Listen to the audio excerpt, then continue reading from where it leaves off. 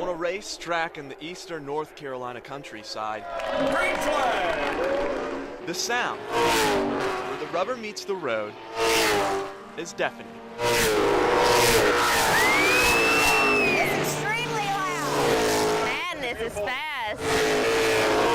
It was crazy. Yeah, what he said. Woo!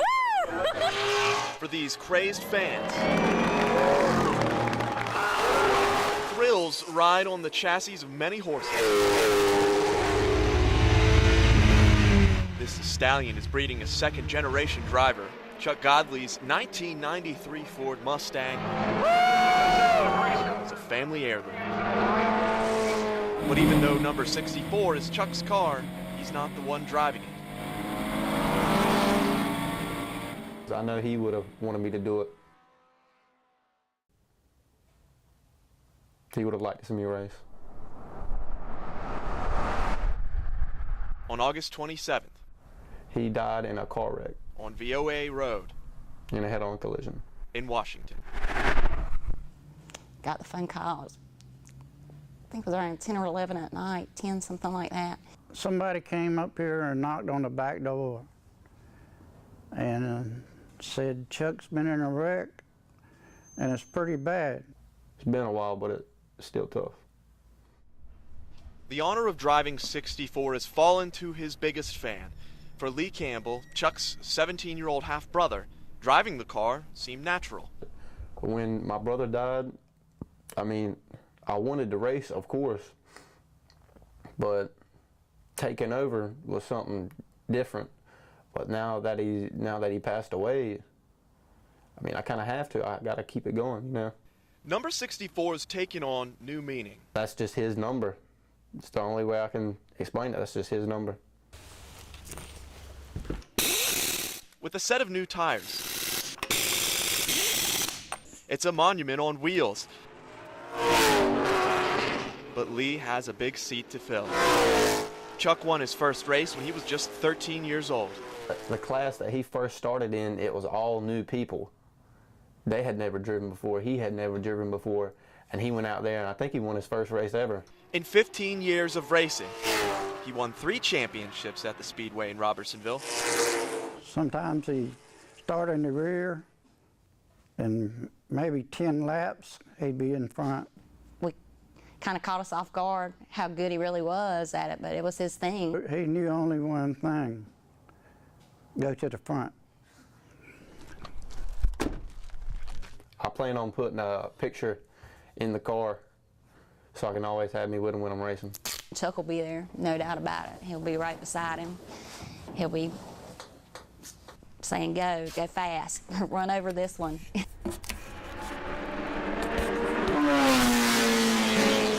Campbell driving that famous number 64, made famous by the great Chuck Godley. These seasoned vets were his rivals. But if divine intervention can't help Lee's chances, what will?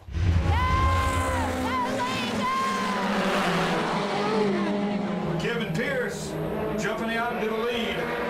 He's in the back, but he hasn't tore anything up, so he's doing good. He's getting used to it. The scoreboard tells the story. Number 64, 5th place in a division with 5 cars. It's Pierce, Mars, Whitehurst, and iPod. If he makes it through the first one, that'll get him incentive to do better next time. Out of turn number 4, Kevin Pierce. Your winner, the car number 12 of Kevin Pierce. But you don't have to be in first to be a winner in this crowd. We just got to carry them with us, you know, just like they always do. The act of showing up is enough. Chuck Godley. We miss him, we love him. His legacy will live on forever here at the East Carolina Motor Speedway. How'd it feel? I enjoyed it. You enjoyed it? Yeah. Think you have an easier time next time? Getting used to it? I'll just have to get better. Yeah. It's the only thing I can do. In Robertsonville, Kyle Horan for News Channel 12.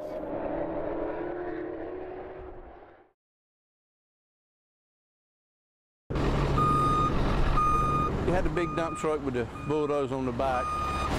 It was a bad crash. Which is not a normal accident.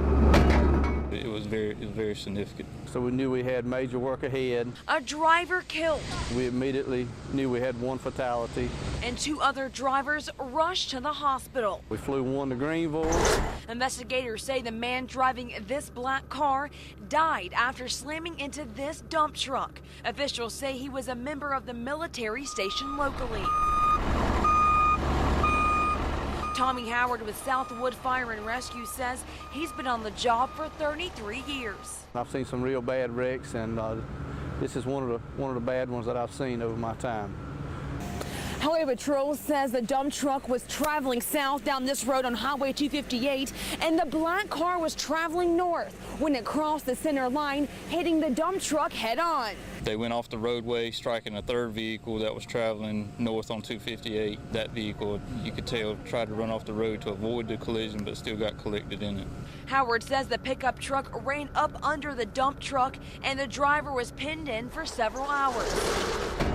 So we had to get a big wrecker to pick that dump truck up so we could get to him. We couldn't even get to him to cut him out. He says after 2 hours, the 20-year-old man was cut free and was airlifted to Vidant Medical Center with a broken leg. He talked to us the entire time. We did sedate him a little bit at the end. The driver of the dump truck was taken to Lenore Memorial Hospital.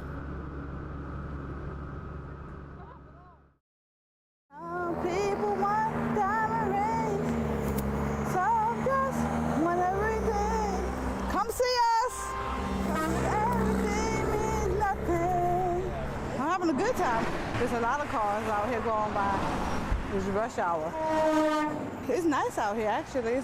The following is a winter weather advisory for the following counties. Be surprised because it's really nice out here. In North Carolina, Craven. It would be nice to see some snow. Snow accumulation of up to 1 inch. Timing, early this evening until after midnight. Impacts, hazardous driving with slick spots on area roads. Yeah, if temperatures drop like they said they're going to do, it could get slick and quick. Plan is treat these bridges, hit them hard with salt. Temperatures falling into the 20s. Winds northwest 15 to 25 miles per hour with gusts up to 30 miles per hour. Wind chill in the single digits Wednesday morning.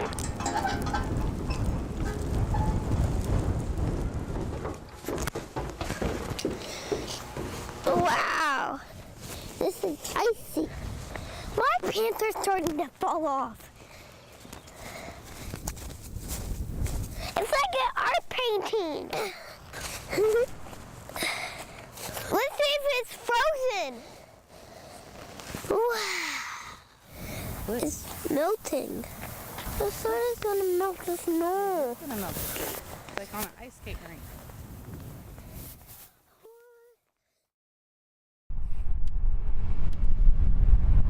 This is the first time I've seen snow down here. It's freezing. It's icy cold out here today.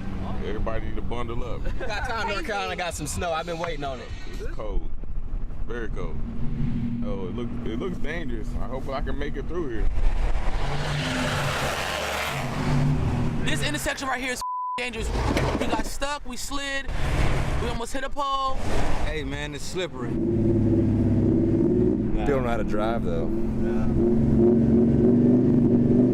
don't know, I got through it over here just fine, but not getting up, obviously. I just want to back up and get a little more momentum. Tell me to stop because I can't see. There's an accident up there. Somebody hit a pole up there. Y'all need to get this stuff straight. And stop doing them donuts in the parking lot. This is nuts. It was still pretty icy. We were sliding. We were like going sideways down the highway. This is a military town. You got people from all over the world. I'm not even from here. Yeah, I'm from New York. We're from New York. From Jersey. I'm used to it. I left Jersey to come down here to get away from the snow, and it's still here. That's why. Don't drive in Jacksonville. All right, go ahead.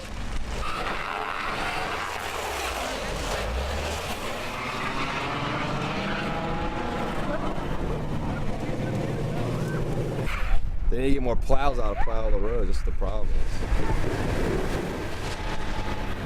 Well, they finally getting it cleared up.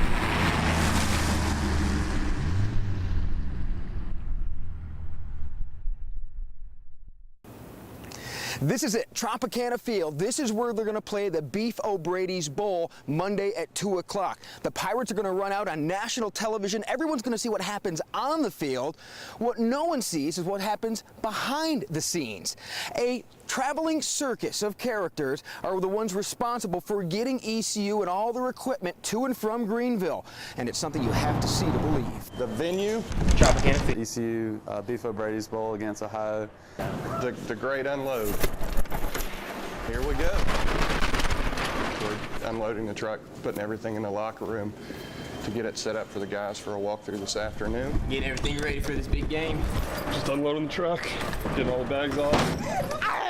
This week alone, it's 108 players. Got about 26 coaches, managers, trainers. We take care of everybody, and there's probably a total of 30 of those guys. Oh gosh, it's a lot of stuff. The lockers are all cleaned out. We put the nameplates up, unload all the bags, do everything for the guys. So when they come in off the bus, everything's set up, ready to go. It's a fun job, though. You get to travel. Hey, look at these. These are sick. I've got them over here. Those, the wide receivers, the big boys, and then we'll just have to do this front row. The most important part, I would think, is the helmets. That's the craziest part. Where's the what? You're done pretty good. The bowl games is just a whole lot more work.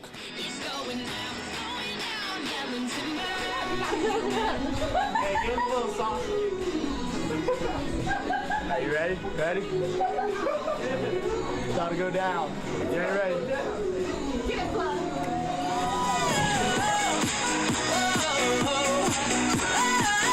Sometimes it's a 6, 7, 8 hour day. Yes. I've been sweating since we got in here.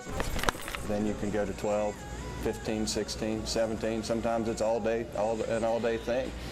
You know, it's a thankless job, and I tell them it takes a special person to do it. But fortunately, we've got the best equipment staff in the country, so we'll get it done. Go Pirates! Got everything? Yes, sir. Ready to roll? Let's go. Now, when the game is over, they have to pack it all up and get it back to Greenville, and that'll be the end of the season. But a well-coordinated staff that gets the job done and makes Ruffin McNeil and the ECU players' job so much easier. Things they don't have to think about are already done. It's going to help them come game day. ECU, Ohio Bobcats, Monday, 2 o'clock. We'll be there for it. Along with photographer Alan Fairbanks in St. Petersburg, Florida, I'm Brian North for News Channel 12. Everybody's just trying to get out of here. It's a hassle. It's ridiculous. It's madness. Chaotic. Big time. It was very frustrating. Parents, school gets out at 2:50. Teachers, traffic just backs up. And Onslow County residents. 3:15, 3:20 before I pull out. All caught in a mess. I mean, look at all the cars back there. It's called traffic. You have cars all along the side of both streets. PTO President Linda Martin says this is a typical day this year outside Dixon Elementary School. School's supposed to start at 8:15. Sometimes the kiss and go lane is backed up till 8:30, 20 of 9, and that's, starting to impact learning. With no traffic light helping the cars flow, parents are getting flustered. Yeah. So it's a hassle. Hey. Your shoes untied. And Principal Peggy Kelly is right in the middle of it. Here's a really good clearing, so here we go. Since law enforcement agencies don't have the manpower to direct this traffic, all right, let's go. Kelly is serving as the stoplight. Bye, have a great weekend. Let's go. Come on, we're way down there. All right, let's go. Keep it going, keep it going. While I was here, she just stopped the traffic twice. She was out on Highway 210 stopping traffic both ways so all of us can get out. And it cleared all the traffic that I could see. Those at the Department of Transportation are aware of the issue, but it's the lack of funding that's stopping them from installing a traffic light. I am concerned that it's going to take an accident happening to get the attention that this situation needs. A representative says they're actively searching for money to put aside for one. If we had a light, that would alleviate a lot of the problems. It would help a lot. That's it! Woohoo! The only question is, when will it happen? Hopefully it's opening up some eyes. They gotta do something. Yay! Friday the 13th and nothing bad.